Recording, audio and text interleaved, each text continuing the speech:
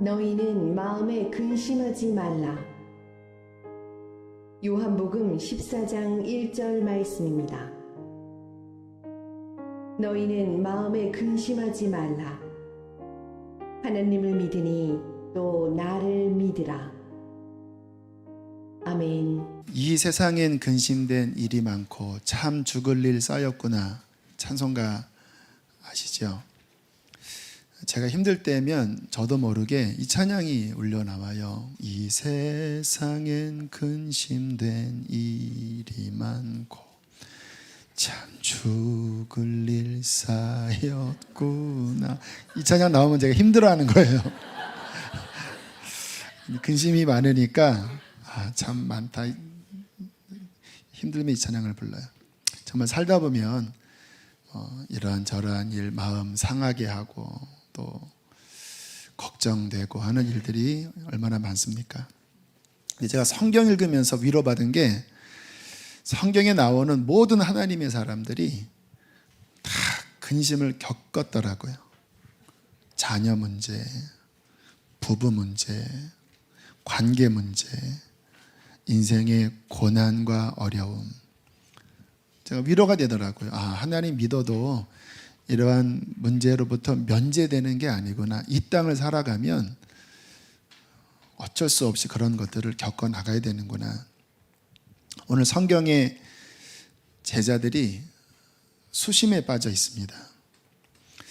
왜 수심에 빠졌냐면 제자들은 주님이 전부였잖아요. 다 버리고 주님을 따랐는데 갑자기 주님께서 이상한 이야기를 하세요.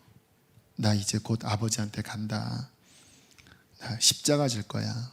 너 너무 놀래지 마.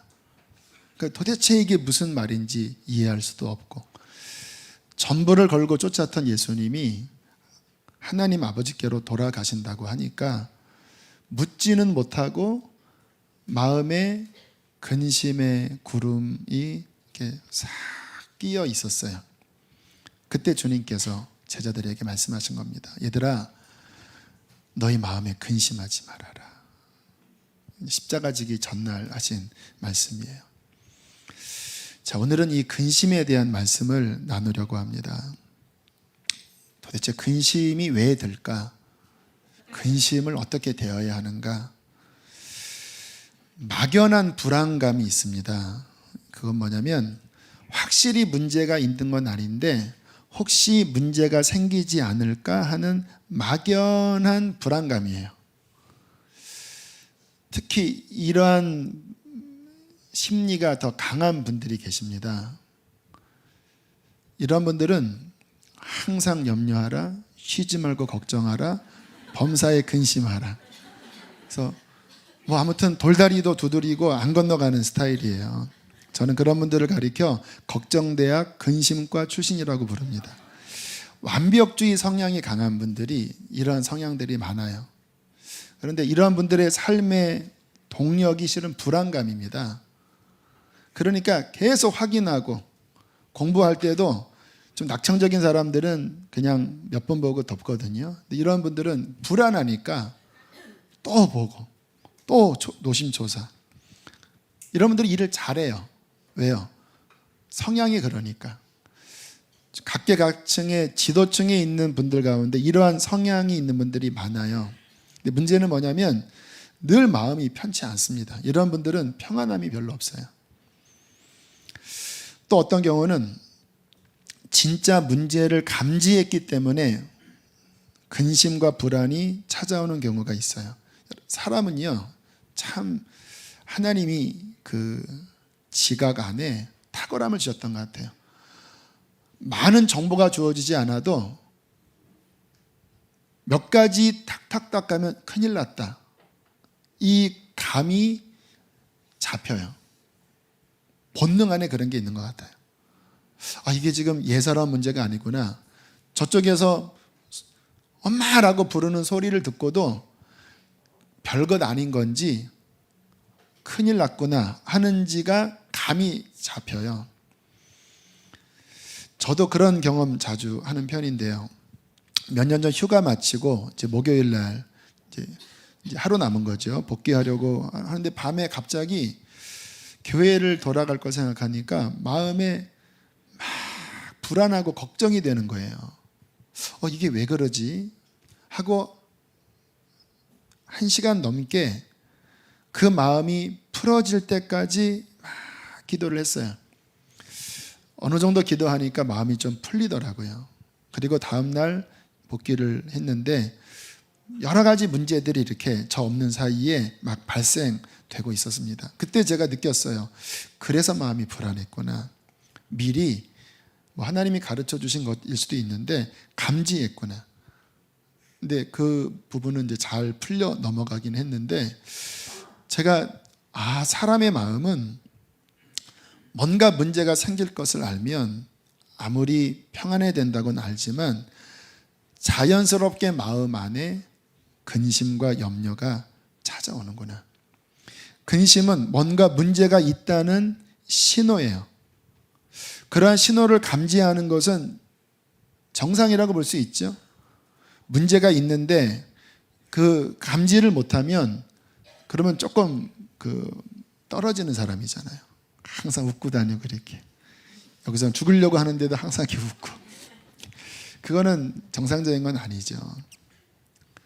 자, 근심의 순기능이 있긴 하지만 그러나 성경에는 근심하지 말라는 말씀이 굉장히 많이 나와요. 오늘도 주님이 제자들에게 마음에 근심하지 말아라. 마태복음 6장에는 내일 일을 위하여 염려하지 말라. 내일 일은 내일이 염려하게 하고 한날의 괴로움은 그날의 족하다. 근심을 가불하지 말아라. 그냥 하루하루 주시는 그 분량 안에 감사하며 살아라. 사도 바울은 뭐라고 합니까? 아무것도 염려하지 말고 오직 모든 일에 기도해라. 성도는 염려하는 자가 아니라 기도하는 자다.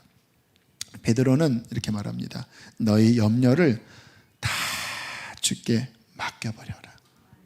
이 말씀이 여러분 안에 실제로 되길 바랍니다. 근심이 있나요? 너의 염려를 다 어떠한 것이든 주님께 맡겨라. 이는 그가 너희를 돌봐 주신다.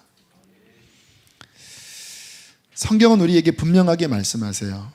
근심을 네가 쥐고 있지 말아라. 그것은 네가 감당할 몫이 아니다 라고 말씀을 하고 있는 것입니다.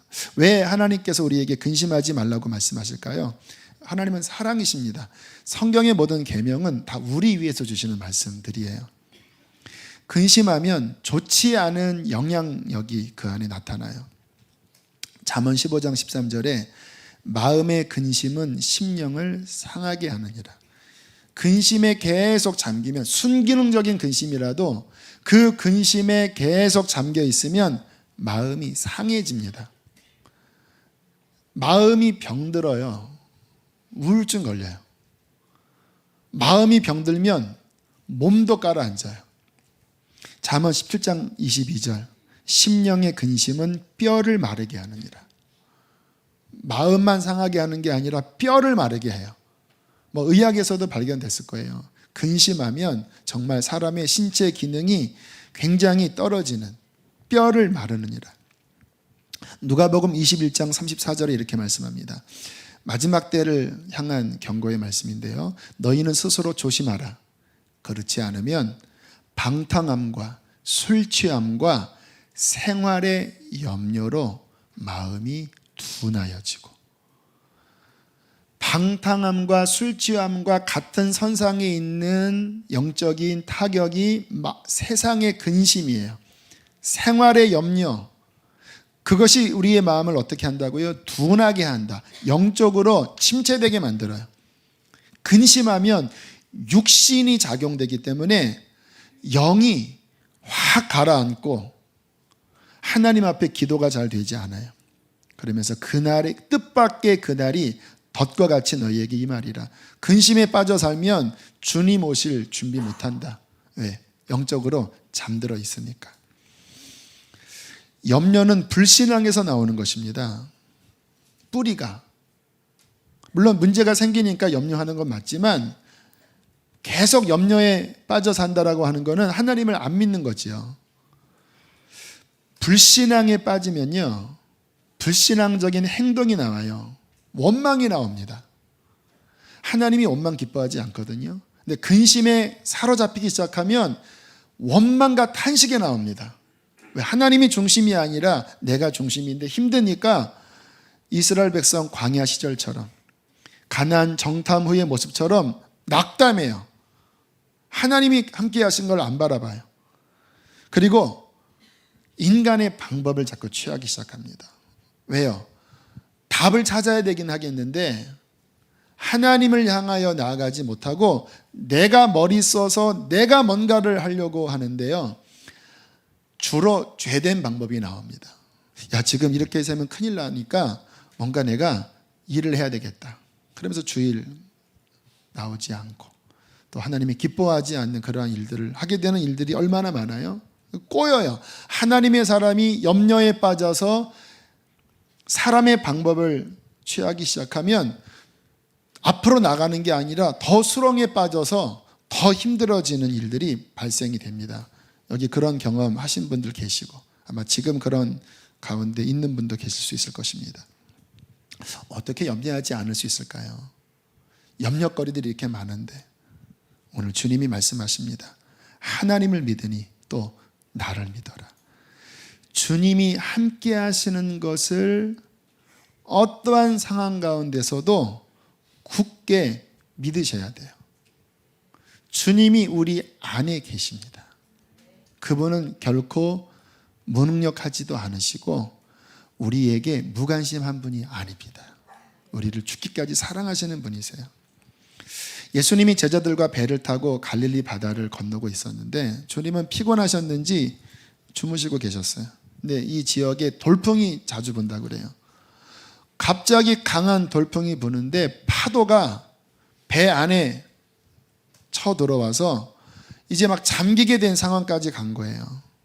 제자들은 갈릴리 어부 출신들이 많으니까 이 상황을 알잖아요. 그러니까 너무 무서워서 최선을 다하여 본인의 상식과 경험을 다 동원했지만 이제 배가 침몰할 위기에 빠지자 그제서야 주님을 흔들어 깨워 주님, 우리가 죽게 된 것을 어찌하여 돌아보지 않습니까? 왜 잠만 자고 계십니까? 막 주님을 깨웠어요. 그러니까 주님께서 일어나시더니 두 마디, 바람아 잠잠하라, 고요하라. 그러니까 순간 평정이 돼버렸어요. 그리고 난 다음에 주님이 제자들에게 좀 황당한 말씀을 하셨습니다. 너희들 왜 이렇게 무서워하니? 어찌 그렇게 믿음이 없니? 제자들은 이 말씀이 황당했을 거예요. 무서워할 상황이 무서움이 나오는 건 당연한 거 아닙니까? 계속 주무셔 놓고서 이 말씀의 의미는 뭐냐면요, 이 말이에요. 바람이 불지만 내가 너와 함께하고 있잖아. 내가 누구니? 모든 것을 다스리는 자야. 풍랑도 내 아래에 있는 거 모르겠니? 그래, 어부 출신으로서 무서워하는 거 맞아. 그런데 너 나 따른 이유가 뭐니? 내가 너의 주인이잖아. 풍랑도 내 아래에 있어. 주님이 여러분에게 말씀하십니다. 풍랑도 주님 아래에 있습니다. 지난 6월 달에 대출 문제가 일어났을 때 제가 이 말씀이 생각이 났어요. 왜요? 풍랑이 인 거거든요. 그런데 막 불안해하려고 할 때 주님의 책망에 이 말씀이 떠올랐어요. 제가 이렇게 주님께 기도했습니다. 속으로. 주님, 지금 풍랑이입니다. 그러나 무서워하지 않겠습니다. 주님이 제자들에게 왜 무서워하느냐고, 너희 믿음이 어디 있냐고 그렇게 말씀하지 않았습니까? 주님, 저 믿겠습니다. 저 무서워하지 않겠습니다. 이 배에 주님이 함께 계십니다. 이 말씀으로 제 마음을 자주 단도리하고 붙잡았습니다. 여러분, 이게 주님께서 우리에게 원하시는 믿음이에요. 우리 인생에 파도가 일지요. 갑자기 풍랑이 일지요. 그러나 주님께서 그 가운데 함께하고 계십니다. 1914년 영국 탐험가 어니스트 세클턴이 27명의 대원을 이끌고 남극 횡단에 도전을 했습니다. 배를 타고 목표 지점 130km를 앞두고 배가 얼음 사이에 껴서 꼼짝달싹 못하게 되었다고 합니다. 그 속에서 장장 10개월을 갇혀 지냈는데 나중에는 얼음 압력에 배가 못 견뎌서 파산했다고 그래요. 배에서 탈출한 27명의 대원들은 남극 얼음 위에 텐트를 치고 79일 동안 지냈고요. 영하 30도였다고 합니다. 그리고 또 5개월을 더 버텼대요. 구조에 손길이 오지 않으니까 결국 세클턴이 2명의 대원을 데리고 보트에 천막을 찢어서 돛을 달고 그리고 수백 킬로를 정말 고군분투해서 건넜는데 사람이 살지 않는 곳이었다고 그래요. 해발 3,000m의 얼음산을 로프 하나와 도끼 자루 하나로 그것을 넘어서 결국 기지까지 도착을 하고 조난당한 지 18개월 만에 27명 전원이 구조되는 기적이 일어났다고 그래요. 이 모든 일이 다 지나고 세클턴이 함께 산을 넘었던 대원들에게 이러한 이야기를 했대요. 얼음산을 넘을 때 우리 일행은 분명 3명이었는데 자꾸 나는 4명인 것처럼 느껴졌어. 다른 대원도 대장님 저희도 그랬습니다. 한 명이 더 있다고 하는 자꾸 착각이 드는데 주님이 함께 계셨다라는 거예요. 그 모든 것 마치고 세클턴의 말, 폭풍이 몰아치는 바다와 빙원에서 힘들고 어려웠던 여행 내내 하나님이 우리와 동행하셨고 우리를 이끌어 주셨습니다. 여러분, 이게 우리의 믿음이고 우리의 고백입니다. 배가 깨질 수 있죠. 앞으로 못 나갈 수 있죠. 그러나 우리 혼자 있는 게 아니라 주님이 나와 함께 하십니다. 이게 우리의 인생의 답이에요. 성경에 아까 하나님의 사람들의 삶에 문제들이 많았다고 그랬잖아요. 근데 그때 그들이 막 기도하면 주님이 주시는 응답이 대부분 하나로 모아지더라고요. 내가 너희와 함께 하겠다. 두려워하지 말아라. 함께 하겠다. 주님이 함께 한다고 하는 대답이 그 당시에 하나님의 사람들에게 어떻게 느껴졌나 모르겠어요. 왜 우리는 명확한 이 문제 해결책을 바라잖아요. 그런데 하나님은 그러한 답보다는 내가 함께 하겠다. 그럼 어떻게 해석해야 되죠? 문제는 계속 있을 것이다라는 말인가요? 여러분, 주님이 함께 하신다라는 말은 뭐냐면 무슨 일이 와도 내가 함께하면 이기게 된다라는 거예요. 그리고 이 일이 합력해서 선을 이룬다라는 거예요. 그러니까 하나님이 응답 가운데 가장 최고의 응답은 그분의 함께 하심이에요. 결국 주님이 함께 하심으로 고난을 승리하게 되었습니다. 어떻게 고난을 이길까요? 하나님을 믿으니 또 나를 믿으라. 하나님이 함께 하심을 믿으면 우리는 평안함을 지킬 수 있습니다. 지난주 그 전주 사이에 제 마음에 새롭게 깨달아진 하나님 말씀이 있었습니다. 지난 월요일날 새벽에 나눴는데요. 너무나 잘 아는 말씀이에요. 마태복음 11장 28절로 30절 말씀인데요. 수고하고 무거운 짐진 자들아 다 내게로 오라. 내가 너희를 쉬게 하리라.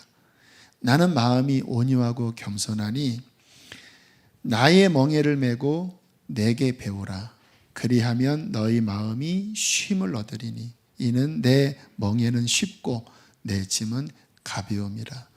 굉장히 유명한 말씀 다 기억하십니다. 전도지에도 많이 들어있는 말씀이에요. 근데 이 말씀이 근래에 제 안에 새롭게 깨달아져서 굉장히 이 말씀의 은혜를 많이 누리고 있습니다. 그 부분을 마지막으로 나누려고 하는데요. 주님께서 사람들을 바라보시면서 긍휼히 여기시고 탄식하듯이 한 이야기가 수고하고 무거운 짐진 자들아 라는 말씀이었습니다. 이것은 막 노동하고 고생하는 사람들만 해당되는 게 아니에요. 하나님을 떠나 사는 모든 사람들은 겉으로는 웃고 있지만 마음은 짐을 지고 눌려 있어요. 그 복정동 선화목적교회 제가 분목사 있을 때, 지금은 이제 그렇게 안 하는데 2006년 7년 정도에는 그런 일이 있었어요. 뭐냐면 대표기도 시간에 전도사님 목사님들이 왔다 갔다 하면서 우리 교구 교인이 왔나 안 왔나 체크하는 그런 게 있었어요. 저도 그때 이제 기도 시간에 이렇게 조심조심 걸어다니면서 교우들의 얼굴을 보는데 조금 의아한 장면이 벌어졌습니다. 특별히 여성분들 이렇게 화장 이쁘게 하고 옷 깔끔하게 입으시고 주일날 예배 오시잖아요. 지금 여러분의 모습처럼. 그래서 오늘 할렐루야 이렇게 막 웃으시면서 막 하는데 다 같이 기도하겠습니다 하고 딱 고개를 숙이면 이렇게 눈을 감으면 갑자기 웃다가 이런 얼굴이 되는 분들이 여러 계신 거예요. 얼굴이 이렇게 일그러지는 얼굴. 그게 본심인 거예요. 다시 정신 차릴 때는 다시 가면을 쓰고 할렐루야 이렇게 하는데 아무도 안 보는 것과 같은 눈을 감으면 나의 깊은 마음에 본체가 드러나는데 아우 힘드시구나. 얼굴에 써 있어요. 눈을 감아 보실까요? 좀 이렇게 얼굴에 써 있어요. 여러분 사람들은요 죄를 짓고 내 힘으로 살게 되면서 안식을 잃어버렸습니다. 성경을 보면 항상 창세기가 중요한 이유는요, 창세기가 그 원본이거든요. 하나님이 창조한. 그 다음에 타락한 이유가 이제 망가진 건데, 원본을 보셔야 지금 어디에서 에러가 났는지를 비교할 수 있는 거예요. 하나님이 인간 창조할 때의 원본을 보면요, 6일째 맨 마지막에 인간을 창조하시잖아요. 그 다음에 인간이 맞이한 날이 뭐냐면 안식일입니다. 이 안식일이 신약은 구약적인 개념과는 좀 달라요. 구약은 그 날을 못 박아놓고 그 날을 의무적으로 지키는 조항이었는데 신약에서는 그렇지 않아요. 말씀을 면밀히 보면 안식은 뭐냐면요, 하나님을 나의 주인 삼고 내가 주체가 되어 살아가는 게 아니라 그분이 주체가 되어 그분과 함께 살아가는 겁니다. 그때 안식이 있고 평안이 있고 생명이 있어요. 물론 그 타락 이전에도 노동이 있었습니다. 노동은 나쁜 게 아닙니다. 노동해야 사람이 건강해져요. 하나님이 주신 재능들을 노동을 통해서 발현할 때 삶의 보람도 느끼고 또 세상에 기여도 하잖아요. 노동이 죄가 아니에요.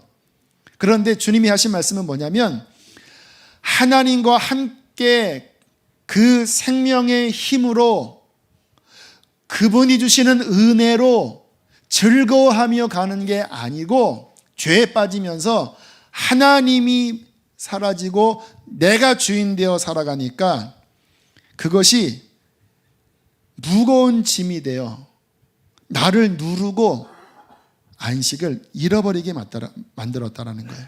여러분 인생은요 무엇이든 내가 하려고 하면 다 지칩니다. 육아 때문에 힘들어하는 우리 교우들 많이 계시죠? 힘들어요. 내가 하려고 하면 아이가 하나님 주신 선물인데 너무너무 짐스럽고 힘들어요. 직장 일은 말할 것도 없고 교회 일도요 주님의 일인데 이게 교회 일도 힘들어요. 수고하고 무거운 짐진 자들아 다 교회로 오라 내가 더 무거운 짐을 얹어주리라 뭐 이런 느낌이에요. 뭐 제가 설교 준비하는 것도 역시 짐이지요. 왜 그렇지요? 주님은 분명히 내게 오면 쉬게 하리라 라고 말씀을 하셨는데 주님 빼놓고 내가 주체가 되면요, 그 어떠한 것도 편안한 게 없어요. 여러분, 죄를 여러분의 힘으로 이길 수 있겠다고 생각하십니까? 그 어떠한 것도 다 짐이 돼요. 인간이 타락하고 너는 수고하게 되리라 라고 하는 말씀이 떨어지고 인간들이 이제 하나님 없이 힘겹게 살아갔는데, 창세기 5장 29절에 보면 얼마나 힘들었는지 이렇게 표현이 나와요. 여호와께서 땅을 저주하심으로 수고롭게 일하는 우리를 이 아들이 안위하리라. 무슨 내용이냐면 너무 힘들었는데 이제 자식을 낳은 거예요. 근데 자식 이름이 뭐냐면 안위예요. 안위. 왜요? 너무너무 힘드니까 얘가 우리한테 혹시 안위를 줄까? 그 아이의 본명이 누군지 아시죠? 노아입니다. 노아. 사람들의 힘겨운 모습을 단편적으로 나타나고 있는데, 여기 그렇게도 해석할 수 있어요. 자식을 낳고 이 자식이 나에게 안위를 줄까? 이 아이가 나의 노후 보장이 될까? 내가 100세 시대를 살 때 이 아이가 나를 봉양할까? 뭐 이런 마음, 착각을 절대 하지 마시기 바랍니다.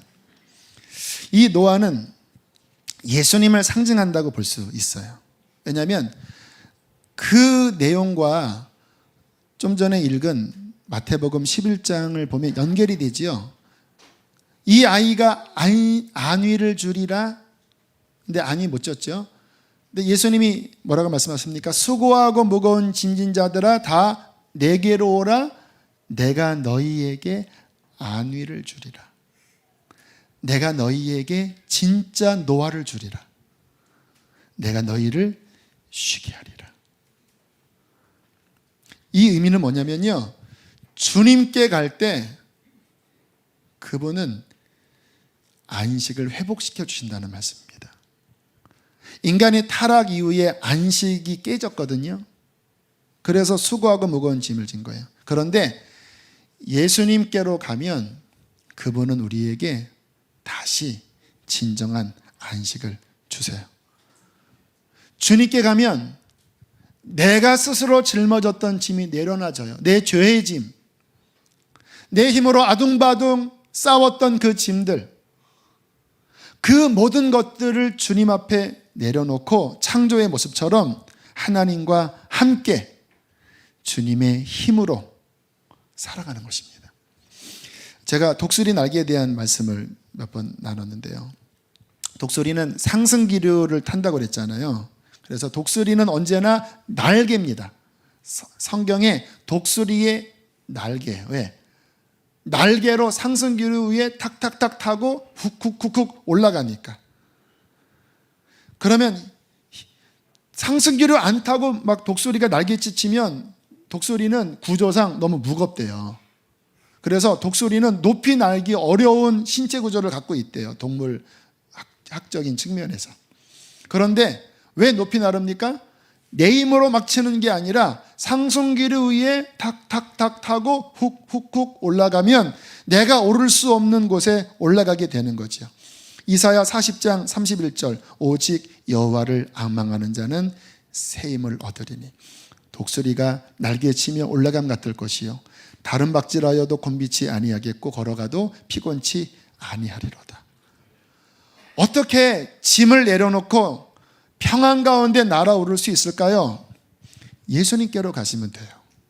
수고하고 무거운 짐진 자들아 다 내게로 와라. 내가 너희에게 안위, 노화, 안식을 줄 것이다.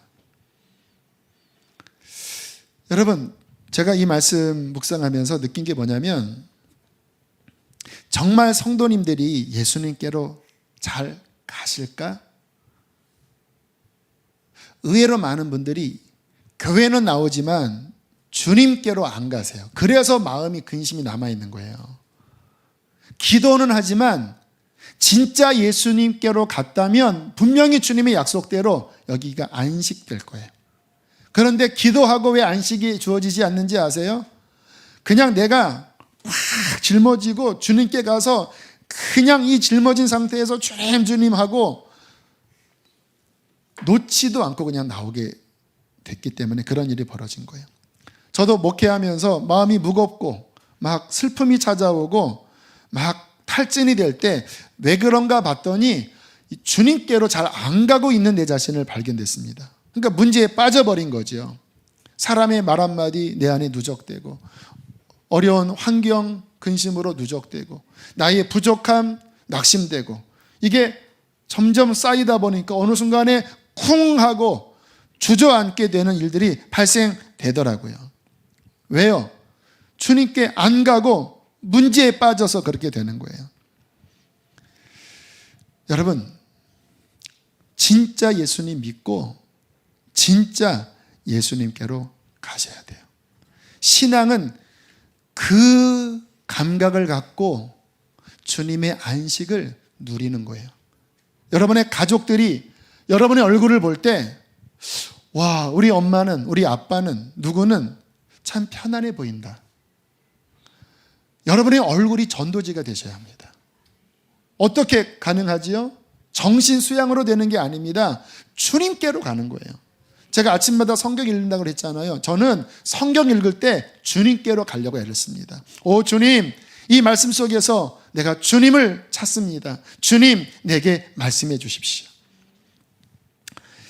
주님께서 뭐라고 말씀하셨냐면 나는 마음이 온유하고 겸손하니, 무슨 말이냐면 나는 다 받아준다 이 말이에요. 어려운 분이 아니라는 거예요.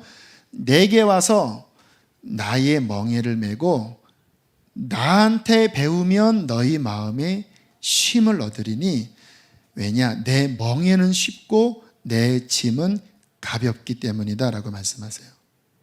여러분, 주님께 가서 주님으로부터 듣고 주님이 짊어져 주시는 멍에를 메잖아요. 그러면 무겁지 않아요. 어떤 분들은 주님께 가면 더 무거운 짐을 짊어져 줄 거라고 두려워하는 분이 있어요. 너 통장 깨라 뭐 이런 막 이상한 응답 받을까 봐 막 꽁꽁 숨기죠. 근데 제가 경험해 보니까 주님께 가서 주님으로부터 배우고 주님이 주시는 멍에를 메잖아요.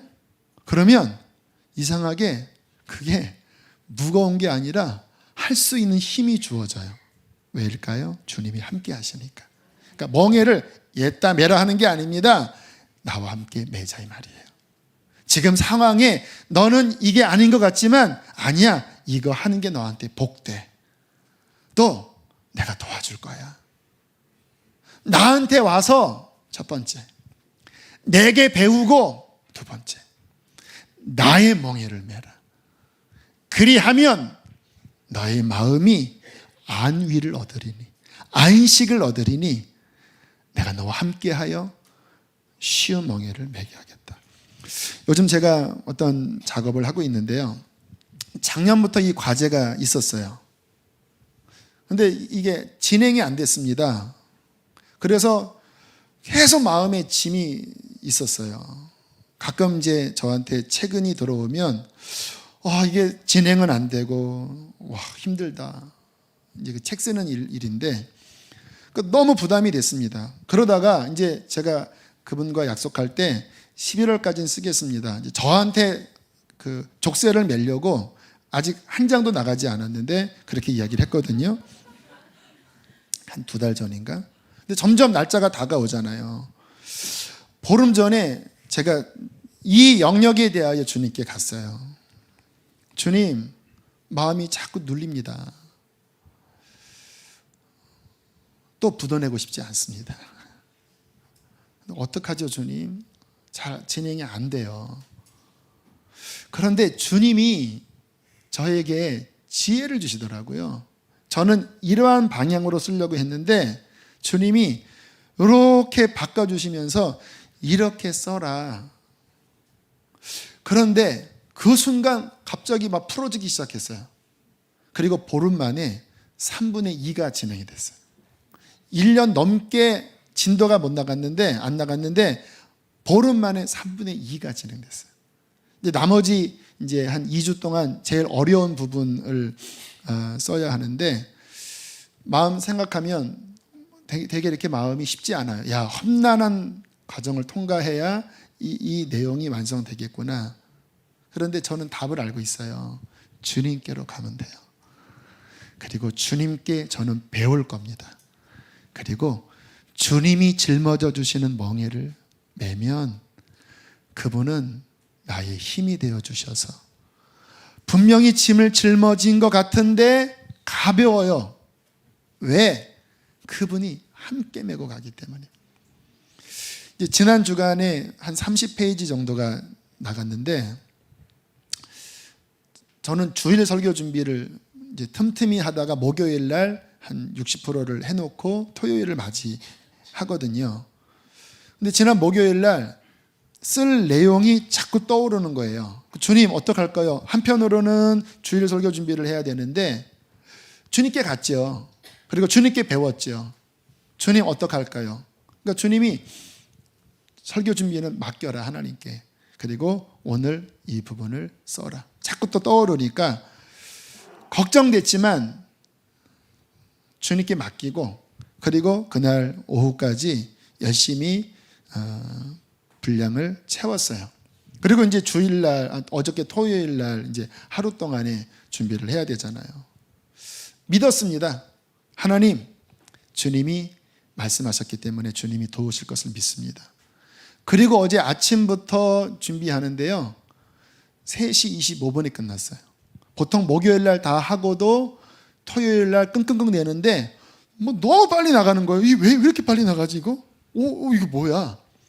근데 아니나 다를까 3시 25분에 끝났는데 3시 반에 갑자기 중요한 건축 회의가 생겨서 3시 반부터 5시 반까지 회의를 해야 됐어요. 그러니까 하나님이 만약에 제가 어떤 계획을 하고 진행했다면 이것도 안 되고 저것도 안 되는 거예요. 왜 갑자기 또 회의를 하자고 그래? 나 지금 설교 준비하는 거 모르나? 이래야 될 텐데 그냥 주님께 맡기고 함께 짊어져 나가니까 1년 내내 부담만 냈던 것이 쑥쑥쑥 나가고 또 주일 준비도 늦게 한 것 같은데 더 빨리 끝났고 끝난 다음에 또 회의까지 할 수 있는 너무 짭짤한 거예요. 여러분 신앙생활 짭짤합니다. 재밌어요. 내가 뭔가 막 힘을 주고 하려고 하니까 그냥 뭐 하나 맡겨도 막 짐스럽고 그러시죠. 교회에서 뭐 하나 맡겨준다고 하면 막 힘드시죠. 막 집안에서 막 이것도 염려, 저것도 걱정, 이것도 짜증. 왜 이렇게 짜증나? 왜 그렇게 주님의 말씀과 반대되잖아요. 주님 신앙은 안식을 누리는 거거든요. 왜 안식이 안 되죠? 타락한 모습으로 살아서 그래요. 여러분 나 자신에겐 소망이 없습니다. 주님만이 답이에요. 여러분 마음 괴롭게 하는 죄 문제 있으십니까? 저희 교회가 죄에 대한 회개 설교를 많이 하는데 그러나 기억하세요. 내가 죄 해결하려고 하면 안 돼요. 주님께 가셔야 합니다. 그 연약한 내 감정 하나 누구 하나 미우면 여러분 해결됩니까? 자녀의 어떠한 것 때문에 걸리면 해결이 됩니까? 안 된다라니까요. 나는 감당이 안 돼요. 그러나 내 안에 계신 주님은 생명이십니다. 그분은 파도를 잠잠케 하시고 그 어떠한 것도 다스리시는 만왕의 왕 주인이세요. 그분이 말씀하잖아요. 나는 마음이 온유하고 겸손하니 내게 와서 나의 멍에를 메고 나한테 배우면 너희 마음은 비로소 쉼을 얻으리니 이는 내 멍에는 쉽고 내 짐은 가볍기 때문이다. 여러분 이게 신앙생활입니다. 날마다 이러한 측면에서 보면 문제가 있는 게 오히려 좋을 수 있어요. 왜? 탁 문제가 치면 곧장 예수님께 가면 되니까. 그러니까 마귀가 이런 사람들 잘 안 건드려요. 건들면 주님께 가니까.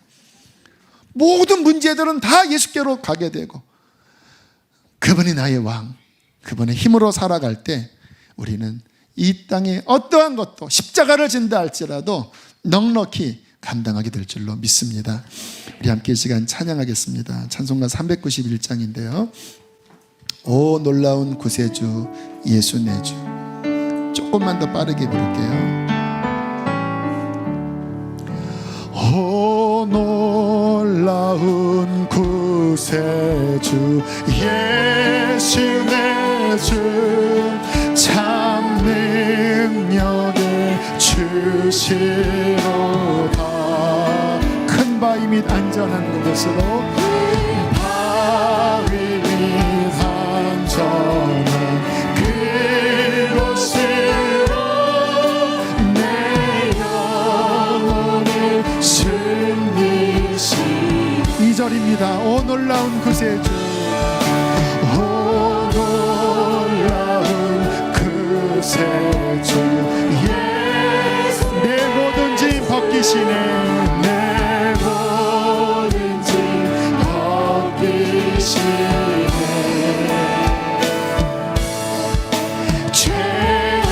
죄악에서 날 끌어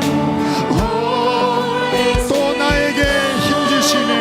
또 나에게 힘 주시네. 하나님께 올려드리세요. 메마른 땅을 종일 걸어가도 메마른 땅을 종일 걸어가도 나 피곤치 아니하며 저 위로 가도 내가 이를 때면 큰 바위에 숨기시고 주 손으로 더. 함께 시간을 기도하실 때 주님, 나의 짐을 주 앞에 다 내어 맡깁니다. 하나님 주시는 안식 평안함을 날마다 누리게 하여 주시옵소서. 우리 주여 한번 부르시고 기도하겠습니다. 주여 할렐루야. 감사합니다. 하나님 나의 피난처가 되시고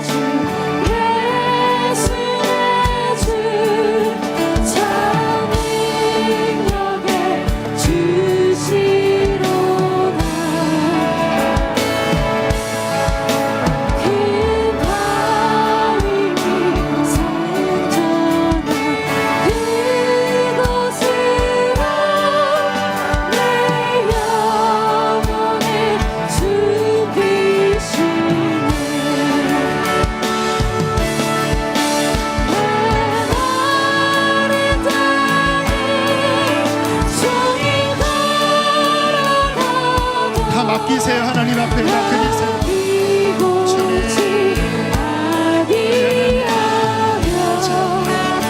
주님 의지하며 평안함을 주시옵소서.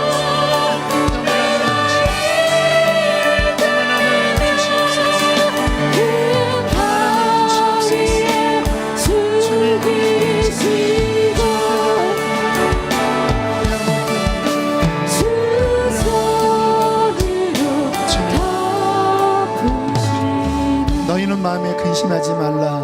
하나님을 믿으니 또 나를 믿으라. 주의 음성을 우리 마음에 받습니다. 하나님, 주님 없이는 한시도 살 수 없는 자입니다. 하나님의 평안함을 부어주시고 주님과 함께 이 세상을 동행하게 하여 주시옵소서. 성찬을 받습니다. 주님의 살과 피를 받을 때 주님의 평안이 우리 안에 강물처럼 들어오게 하옵소서. 주께서 잡히시는 날 밤 떡을 떼어 자자들에게 주시며 이르시되 이는 너희를 위하여 주는 나의 몸이니 받아 먹으라 하셨습니다. 식후에 잔을 드사 많은 사람들의 죄 사함을 위하여 흘리는 나의 언약의 피니 받아 마시라 하셨습니다. 이 시간 떡을 먼저 분급을 받으시겠습니다. 떡을 붙잡고 기도하십시오. 주님이 우리에게 생명의 살을 주신 것은 이제 나로 사는 것이 아니라 우리 주님 주시는 은혜로 살도록 생명의 떡을 주신 것입니다. 기도하십시오. 주님, 주님 나의 생명이십니다. 주님 나의 전부이십니다. 너희는 마음에 근심하지 말라. 하나님을 믿고 또 나를 믿으라. 수고하고 무거운 짐자들아 다 내게로 오라. 내가 너희를 쉬게 하리라. 나는 마음이 온유하고 겸손하니 나의 멍에를 메고 내게 와서 배우라. 그리하면 너의 마음이 쉼을 얻으리니 이는 내 멍에는 쉽고 내 짐은 가벼움이라. 그렇습니다. 주님께로 가십시오. 그분께 들으세요. 그분의 음성을 들으십시오. 그분이 짊어져 주시는 것을 짊어지세요. 그때 주님께서 함께 하실 것입니다.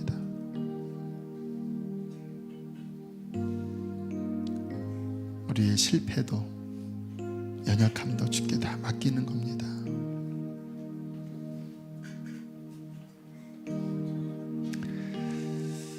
시간 믿음으로 주의 떡을 받겠습니다.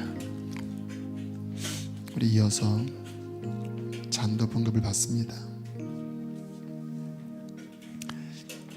우리의 마음을 제일 무겁게 하는 짐은 실은 어떠한 일이 아니라 죄의 짐입니다. 죄는 우리 마음을 상하게 하고 더럽히고 우리의 양심을 무겁게 해서 그 죄의 짐으로 인하여 우리는 자유함이 없이 근심하고 눌려 살게 하지요. 죄가 어디에서 풀어질 수 있겠습니까? 주님께서 채찍에 맞아 흘리신 그의 생명의 피가 우리의 모든 죄와 허물을 씻어 주십니다. 만일 우리가 우리의 죄를 자백하면 그는 미쁘시고 의로우사 우리의 모든 죄를 사하시고 우리를 모든 불의에서 깨끗해 하실 것이요 말씀하셨습니다. 그가 찔림은 우리의 허물을 인하며 그가 상함은 우리의 죄악을 인함이라. 그가 징계를 받음으로 우리가 평화를 누리고 채찍에 맞음으로 우리가 나음을 입었도다. 주님, 나의 죄와 실패를 주께 맡깁니다. 주님의 피로 나를 씻어주시고 죄의 무거운 짐에서 나를 자유케 하여 주십시오.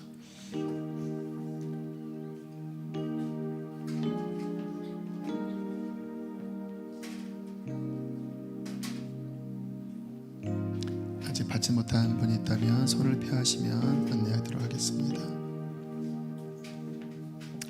믿음으로 잔을 받겠습니다. 기도하겠습니다.